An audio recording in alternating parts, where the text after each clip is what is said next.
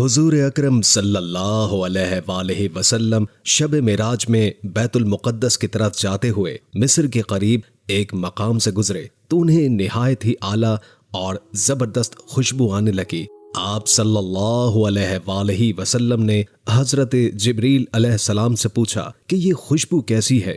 جواب ملا، فرعون کی بیٹی کی باندی مشاطہ اور اس کی اولاد کی قبر سے آ رہی ہے۔ پھر حضرت جبریل نے اس کا قصہ بیان کیا۔ مشاطہ فرعون کی بیٹی کی خادمہ تھی اور وہ خفیہ طور پر اسلام لا چکی تھی۔ ایک دن فرعون کی لڑکی کو کنگھی کرتے ہوئے اس کے ہاتھ سے اتفاقاً کنگھی گر پڑی۔ وہ اٹھانے لگی تو اس کی زبان سے بے ساختہ بسم اللہ نکل گیا۔ اس پر شہزادی نے کہا کہ تو نے آج عجیب کلمہ بولا، رب تو میرے باپ فرعون ہے، تو پھر تم نے یہ کس کا نام لیا ہے؟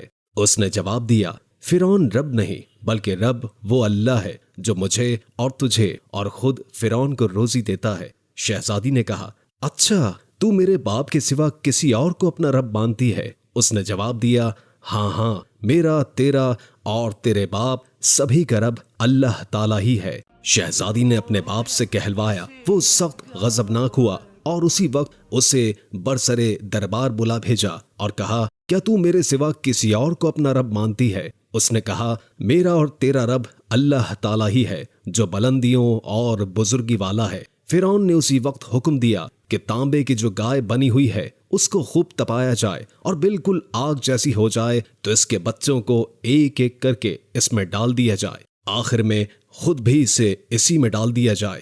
چنانچہ وہ گرم کی گئی۔ جب آگ جیسی ہو گئی تو حکم دیا کہ اس کے بچے کو ایک ایک کر کے اس میں ڈالنا شروع کرو۔ اس نے کہا، بادشاہ ایک درخواست میری منظور کر، وہ یہ کہ میری اور میرے ان بچوں کی ہڈیاں ایک جگہ ہی ڈال دینا۔ اس نے کہا، اچھا تیرے کچھ حقوق ہمارے ذمہ ہیں اس لیے یہ منظور ہے۔ اس کی دونوں آنکھوں کے سامنے اس کے بچوں کو بھٹی میں ڈال دیا گیا اور وہ فوراً جل کر راکھ ہو گئے۔ پھر سب سے چھوٹے کی باری آئی۔ وہ ماں کی چھاتی سے لگا دودھ پی رہا تھا۔ فرعون کے سپاہیوں نے اسے گھسیٹا تو اس نیک بندی کی آنکھوں تلے اندھیرا چھا گیا۔ اللہ تعالیٰ نے اس بچے کو اسی وقت زبان دے دی اور اس نے بآواز بلند کہا، اماں جان افسوس نہ کر، اماں جان ذرا بھی پس و بیش نہ کرو، حق پر جان دینا ہی سب سے بڑی نیکی ہے۔ چنانچہ انہیں صبر آ گیا۔ اس بچے کو بھی آگ میں ڈال دیا گیا اور آخر میں ان کی ماں کو بھی اسی آگ میں جلا کر مار دیا۔ یہ خوشبو کی مہکیں اسی کے جنتی محل سے آ رہی ہیں۔